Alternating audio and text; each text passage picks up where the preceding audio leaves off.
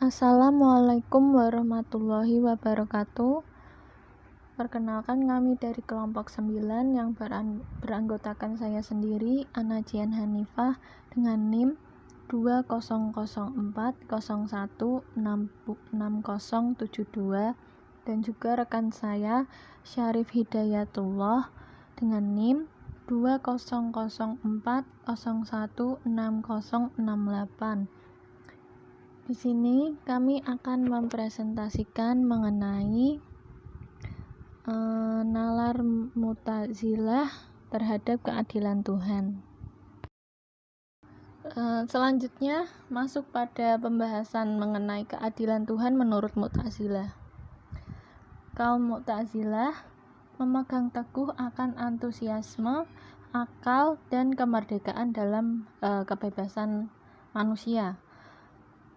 Maka dalam membicarakan tentang keadilan Tuhan, mereka cenderung mengutamakan rasio dan keurgensian manusia.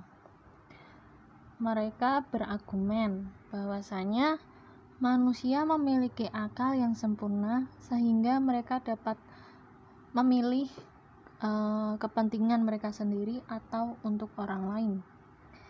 Hal ini pun juga berimbas pada pemikiran mereka mengenai tujuan dari perbuatan-perbuatan ilahi. Mereka berargumen bahwa Tuhan memiliki tujuan dalam perbuatannya. Tuhan yang maha suci dari sifat bertindak untuk relevansinya sendiri. Tindakan Tuhan untuk keperluan maujud lainnya, yakni manusia, sehingga kaum Mu'tazilah cenderung berpandangan bahwa segalanya bertumpu pada kepentingan manusia. Sebelum kita membahas mengenai nalar Mu'tazilah terhadap keadilan Tuhan, ada baiknya kita membahas terlebih dahulu apa itu keadilan. Saat kita membahas wacana keadilan, di mana keadilan itu sebenarnya bersifat transendental atau abstrak. Sebelum memahami akan adanya keadilan, ada baiknya diketahui terlebih dahulu pengertian dari keadilan. Keadilan artinya bentuk dari representasi dengan meletakkan haknya kepada siapapun secara sesuai, yakni dengan berjalan proporsional dan tidak melanggar aturan. Keadilan berkaitan erat penggunaan hak, dan hak tidak dapat dipisahkan dengan kewajiban. Sedangkan pada pembahasan kali ini tentang keadilan Tuhan. Lalu pembahasan selanjutnya kita akan membahas tentang paham akan keadilan Tuhan. Paham akan keadilan Tuhan dalam pemikiran kalam tak jarang merujuk pada pandangan yang mana adanya tanda tanya mengenai benarkah manusia memiliki kebebasan ketika berkehendak serta berbuat, ataupun manusia itu hanya terdesak saja. Disparitas pandangan terhadap bebas atau tidaknya manusia ini mengakibatkan keluarnya makna keadilan, yang awalnya berarti meletakkan sesuatu pada proporsionalnya, menjadi tidak selaras. Pada pemikiran kalam terdapat dua aliran, yakni aliran kalam rasional dan aliran kalam tradisional. Dari kedua aliran tersebut terdapat perbedaan, yakni aliran rasional lebih memahami keadilan Tuhan berdasarkan pemahaman pandangan manusia. Sedangkan aliran kalam tradisional menekankan ketidakbebasan manusia berdasarkan kehendak dan kekuasaan Tuhan. Aliran kalam rasional ini pemikirannya didominasi oleh argumen kaum Mu'tazilah, yang mana aliran Mu'tazilah berpegangan secara erat dengan kehendak manusia itu sendiri. Dari sini kami akan menelaah lebih lanjut mengenai konsep keadilan Tuhan berdasarkan nalar Mu'tazilah. Mengenai kebebasan Tuhan, pemikiran Mu'tazilah tentang kebebasan Tuhan itu bahwasanya kemutlakan dari kebebasan Tuhan telah dibatasi oleh sifat keadilan Tuhan. Maksudnya seperti Tuhan itu telah terikat oleh keadilannya sendiri. Nah, ketika dilanggar, maka mereka menganggap Tuhan tidak adil.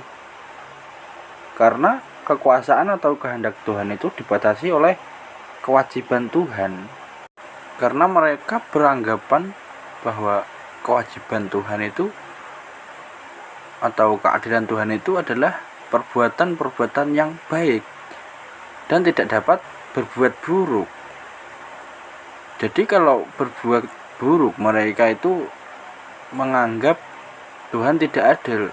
Seperti contoh, kalau ketika Tuhan memberi musibah atau semacamnya, itu dianggap Tuhan tidak adil karena mereka beranggapan bahwa Tuhan itu bersifat baik. Semua hal yang Tuhan lakukan itu hal-hal yang baik. Nah, mengapa mereka beranggapan seperti itu? Karena seperti penjelasan sebelumnya, bahwasanya mereka itu condong atau cenderung ke rasio mereka. Selanjutnya mengenai ayat-ayat Al-Quran sebagai sandaran kaum Mu'tazilah.